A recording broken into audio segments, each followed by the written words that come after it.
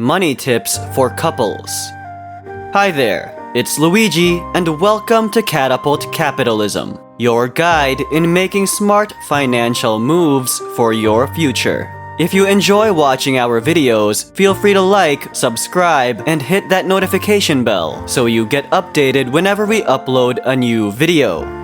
Did you just get married or just recently moved in with your partner? Are you in a long-term relationship and wondering how to better manage your finances? We've got you covered. In today's video, we will share with you some of the effective ways couples can manage their finances. So if you're into these kinds of videos, then keep on watching. One of the most important parts of being married or being in a long-term relationship is taking care of the money for the family. It's also one of the most stressful things to do. Don't let money get in the way of your relationship. Money disputes are the second greatest reason for divorce, after only adultery. When it comes to finances, high levels of debt and poor communication contribute to tension and worry.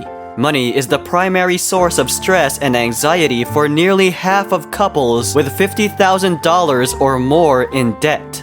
Here are some tips for managing your money as a pair to ensure a smooth financial life. Create a budget.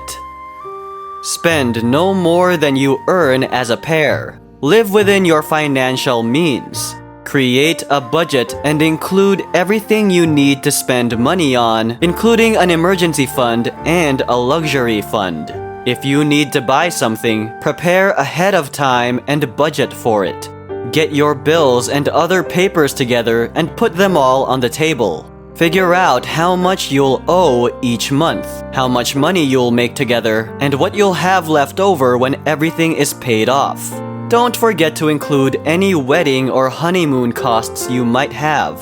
Also, it helps to set limits on how much you can spend. Before you say those vows, you should both agree on a set amount of money that neither of you can spend without first talking to the other. Check your financial situation.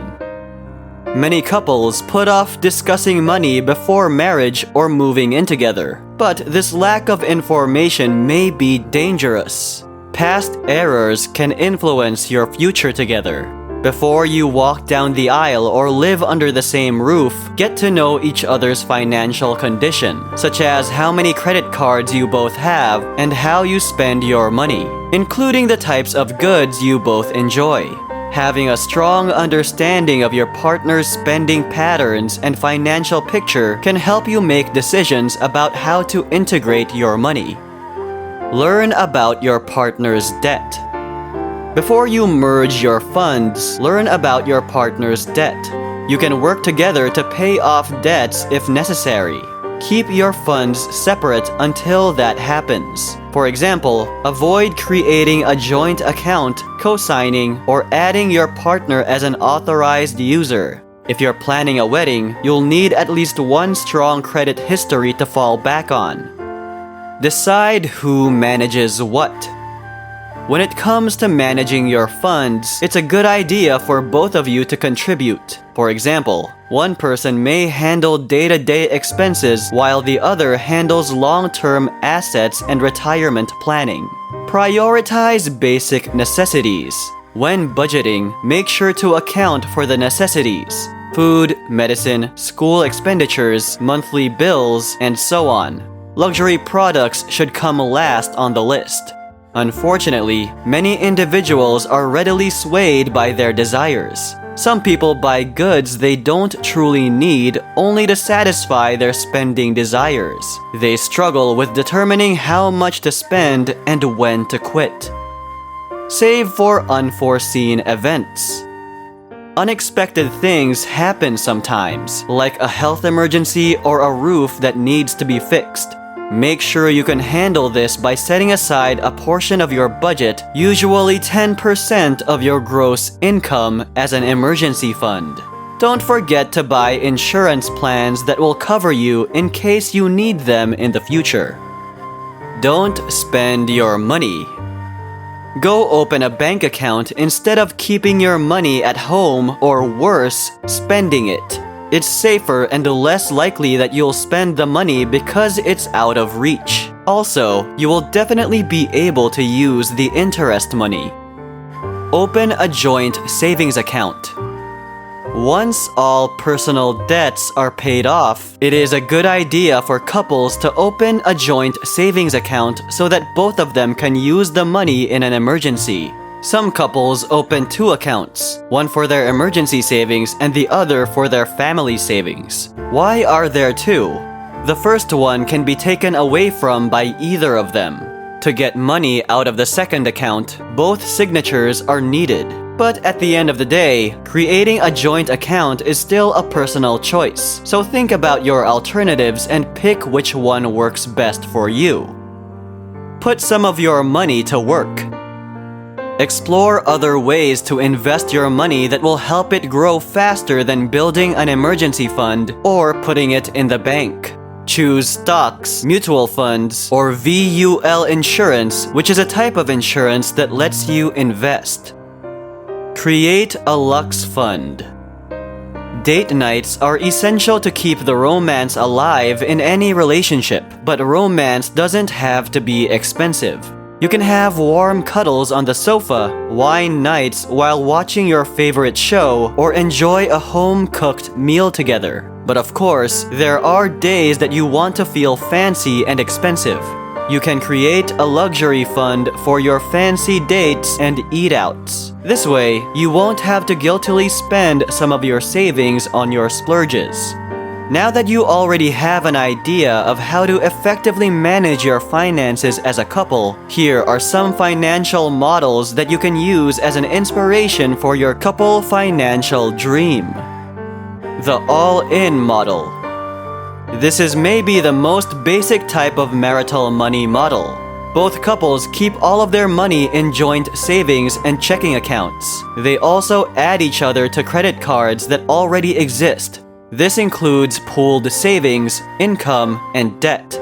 For many, the what's mine is yours and what's yours is mine approach is not only the most straightforward, but also the most meaningful method to integrate their resources. It represents their complete dedication to and acceptance of one another. However, much like devoting your life to someone, it requires a fair level of trust, as well as a shared financial objective. Before you leap in with both feet, make sure you both understand each other's financial condition. This enables you to create a collaborative financial strategy. Decide on your saving and spending plan. And if joining finances entails one spouse taking on the other's debt, agree on a payment method now to avoid disputes later. The Venn diagram. This concept allows couples to keep their finances separate while sharing costs. Couples that go this route frequently have imbalanced debt and/or simply appreciate their freedom and want to preserve it as much as possible. Consider a Venn diagram in which each of you represents a circle with a slight overlap in the center. You may keep your individual savings accounts, bank accounts, credit cards, and debt on your respective sides. In the middle, you have overlapping shared expenditures such as housing, groceries, and utilities. Some couples keep their finances separate, never having a joint account and instead splitting their common costs. Certain bills are solely the responsibility of each spouse. Others deposit a portion of both salaries into a joint account established only for the purpose of paying shared costs. In any case, the remainder of their earnings is theirs to save or spend as they see fit. While this gives you greater choice, it might make saving for common goals more difficult. Consider the difference in your income if you choose this model. The partner with lower income should bear a lesser amount of the shared expenditures. While it may appear to be fair, keep in mind that the approach does not produce equality. Unless both partners earn nearly the same amount of money, the one with less income will always have less disposable money left over, even if they pay a lower percentage of the expenditures. The hybrid model. The hybrid approach may work best for couples who value their independence yet desire the convenience of shared money, especially if children are involved and raise the stakes of shared spending. This approach is essentially based on the all-in paradigm, except each partner gets their own account to save and/or spend. The couple's complete income is deposited into a shared account, from which costs are deducted. Then, they can transfer an equal amount of spending money into their respective accounts. Couples should only move money into their separate accounts once they have paid all of their bills, automatic savings, and debt payments. Money is the most common source of conflict between married couples. So, if you and your spouse can agree on a financial plan, you may substantially limit the number of possible disagreements. And that's it for today's video. If you enjoyed it, don't forget to like, subscribe, and hit that notification bell so you're notified whenever we upload something new. Thank you for tuning in to Catapult Capitalism, and we'll see you later.